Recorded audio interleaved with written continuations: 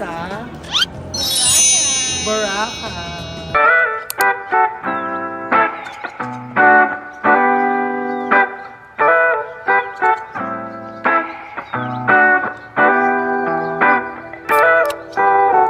What are your plans? What are you gonna do here?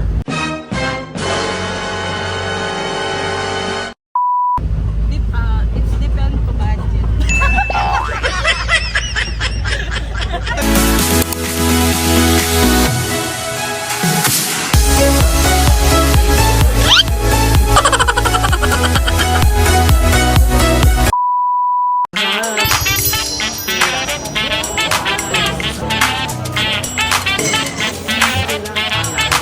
So best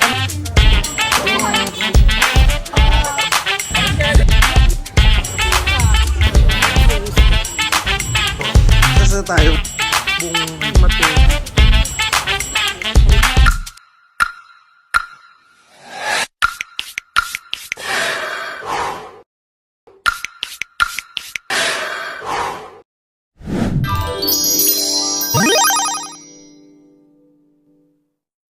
So, hi mga kadalbit. So, ito, nakapag-freshen up na kami. So, anong oras na, Bes? It's 7. Dito ka para makita ka na. 7:15. So, mga kadalbit, it's already 7:15 in the evening and mag-uumpisa pa lang ang aming Pagbida-bida. pagpapabida dito sa Boracay. Dito sa Haven Resort and Casino. So, first order of business, of course, pagdating namin, syempre everyone is so Tom Goods na. So, kakain muna kami. So, kakain daw kami sa, where are we gonna eat, Bez? Dun sa Two Seasons. Yung mga famous daw na four cheese pizza, yung mga sizzling oyster. So, kakain kami doon. So, papakita namin yung mga food nila. So, sila yung mga Dalvin. Bye! So, mga kadalave, yan, nakasakay na kami ng tuk-tuk. Thailand yan. Thailand. So, saan tayo papunta? sa Kausan Road. So, ayun yung...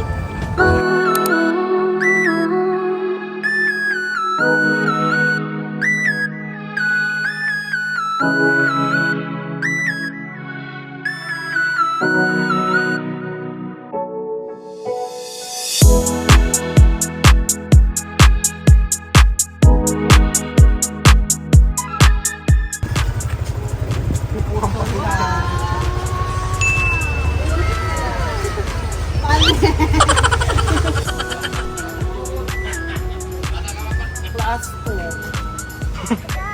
Class 3 Janice. Hi guys, so it's 7:34 in the evening and we're here at Two Seasons.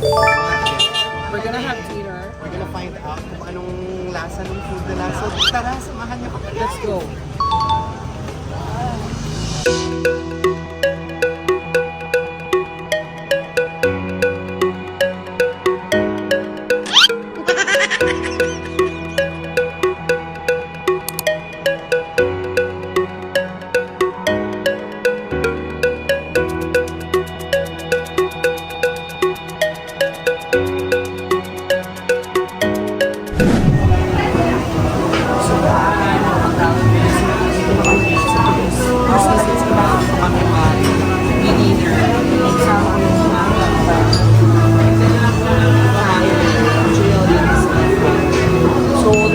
Is my best friend from college. Lumipat ko siya from just to be Timbuktu, just to be here. So, papakita namin sa inyo yung mga famous na pagkain dito sa Two Seasons. Pero according to Ang best seller. ano mga best seller? Oysters, and purchase cheese.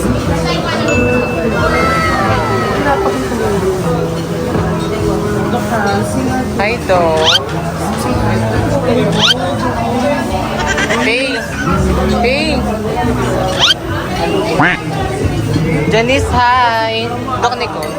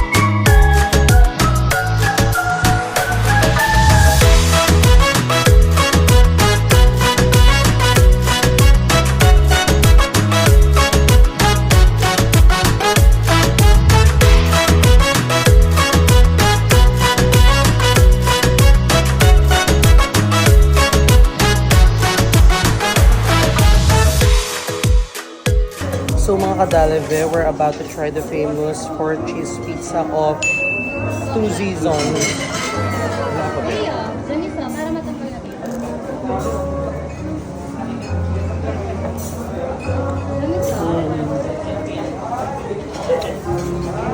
In fairness, masarap na.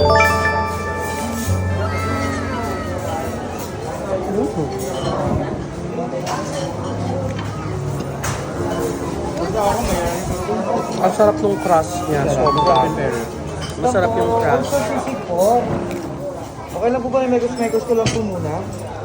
Sino yung So mga kadali, kain tayo ha. Kain muna kami. So mga kadali, ititikman natin yung ano nila. Ayan, picture muna daw tayo.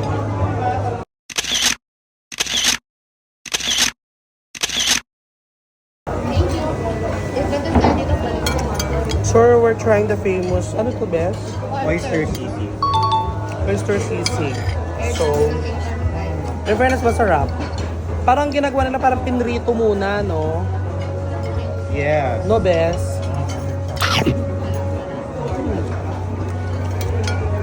Habang kumakain tayo for the lapot, guys. Gusto mo yun?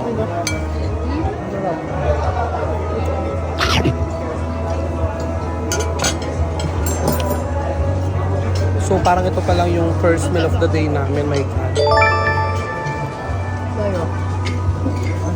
Ang tagal pa nung ibang order. Yung lasa ng oyster sisig, mga kadalabi, para din siyang meat, kaya lang. Kayo.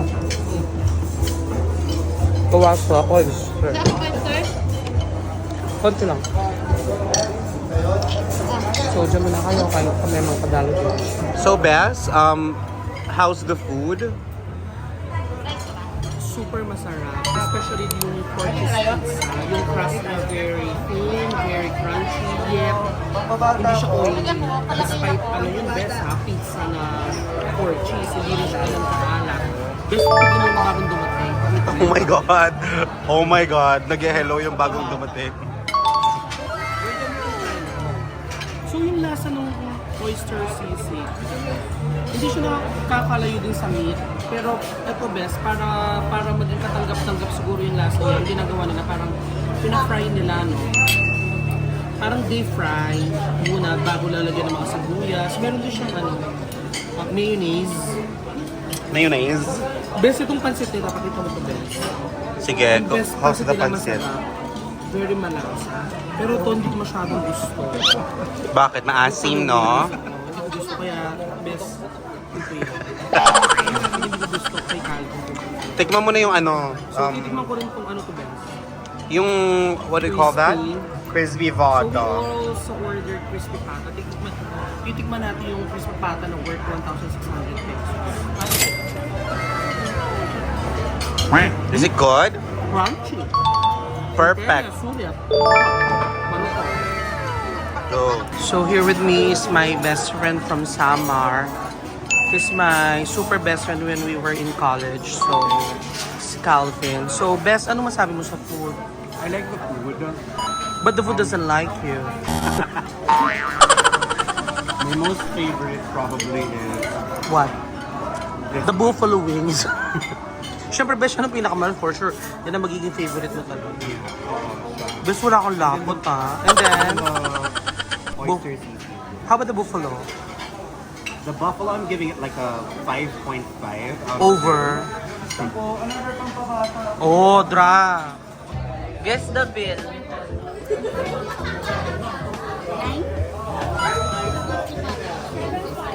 $7.5. Ikaw. Guess the bill.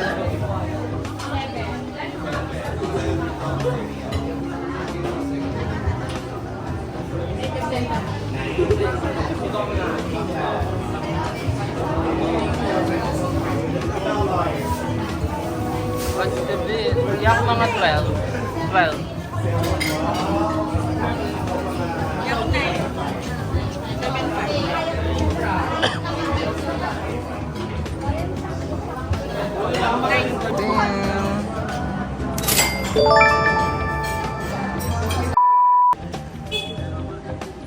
So let's go. We're in Thailand.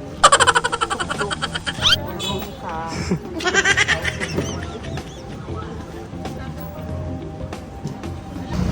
Lumpiang gulay dyan, trend. Kayo lagi ko kamangan ng mamang ano. Kaya ngapsi kayo.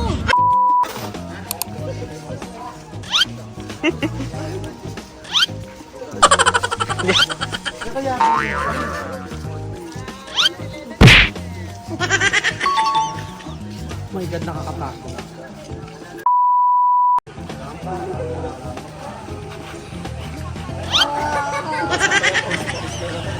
Habang wala tayong pawis, umpisa na natin ang pag-vlog. So mga kagala, it's already, anong oras na? 9:47. It's already 9:47 at walang mga kapigil sa amin. So, pupunta kami sa Dalampasigan ngayon mga kagala.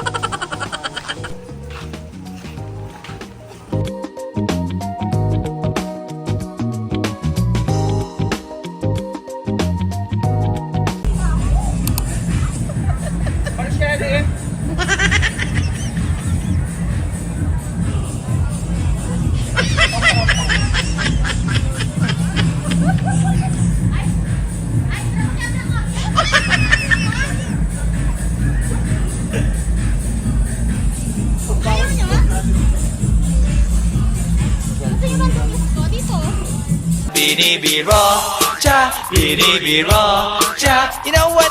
Talagang type na.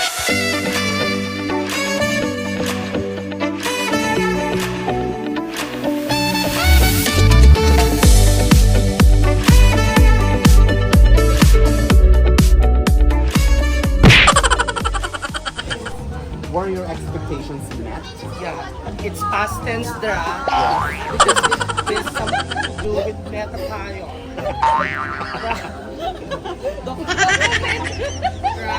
Dra.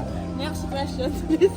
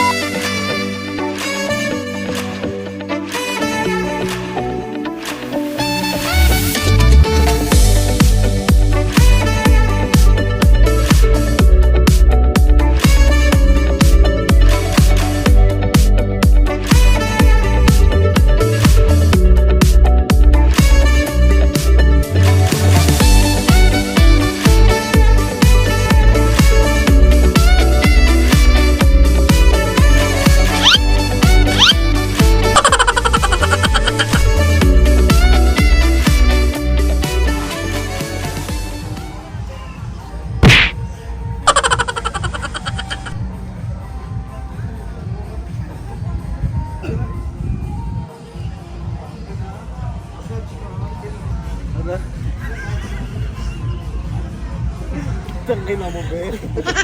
Alam,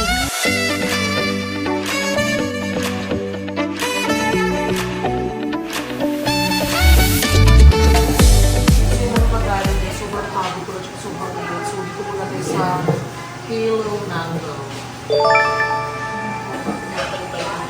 Mga magaling eh. Order ako ng ice cream.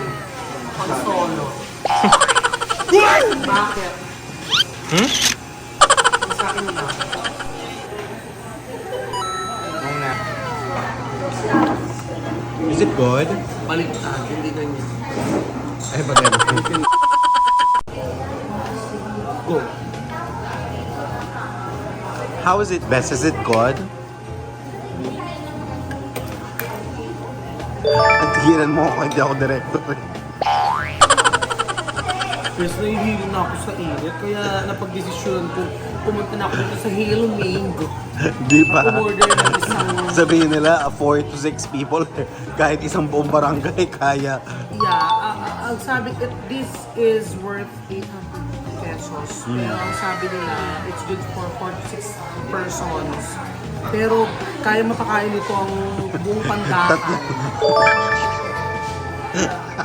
Tatlong pamilya. Grabe, pakita mo ba kung ilan na tayong kumain? At ilang beses na tayong nag-refill.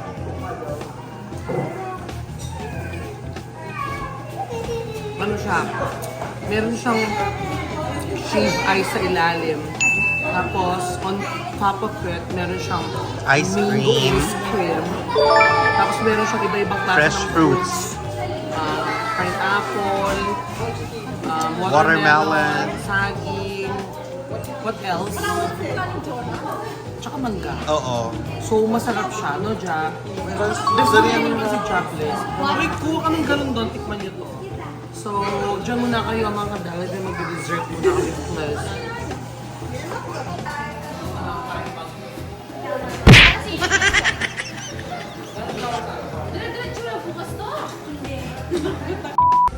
Yes, hello mga kadalid. So, nandito tayo ngayon sa Station 2 Shore sa mga bilihan ng mga souvenir items. So, the angels are buying their stuff inside. So, they have different things, lots of things that you can purchase like bags, necklaces, bracelets, t-shirts, hats, slippers, and even animals. So, sky's the limit, sa lahat ng mga kasalubong. But I think it's kind of like expensive here because it's near the shore.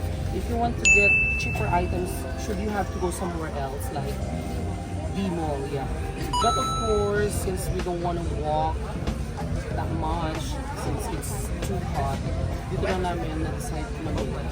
So, namimili ng mga angels.